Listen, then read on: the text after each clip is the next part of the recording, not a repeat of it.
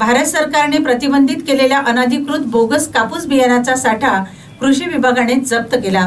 तसेच यामध्ये 2 वाहनांसह तब्बल 400 पॅकेट कापसाचे बोगस बियाणे असा एकूण 12,16,000चा मुद्देमाल जप्त करण्यात आलाय।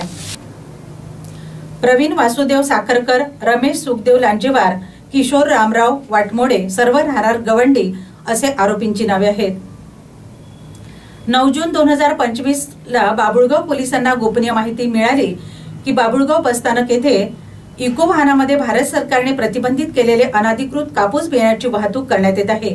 या माहितीवरून पोलीस विभाग आणि कृषी विभागातील अधिकाऱ्यांच्या पथकाने सापळा रचला।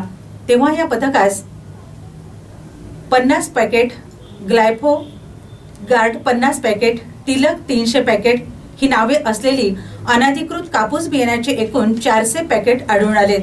तसेच किशोर वाटमोडे राहणार गवंडी यांच्या Kishor electric and rewinding Babulgaon यांच्या दुकानाच्या गोडाऊन मधून 150 पॅकेट, ज्ञानेश्वर साखरकर राहणार आसेगाव देवी यांच्या राहत्या घरून 250 असे एकूण 400 बोगस कापूस बियाण्याचे पॅकेट अंदाजे 5,16,750 व 2 चारचाकी वाहन अंदाजे 7 लाख रुपये असा एकूण 12,16,000 रुपयांचा मुद्देमाल जप्त करण्यात आलाय। या प्रकरणी पंचायत समिती कृषी अधिकारी किशोर अंबरकर यांच्या तक्रारीवरून बाबुळगाव पोलिसात गुन्हा दाखल करण्यात आलाय।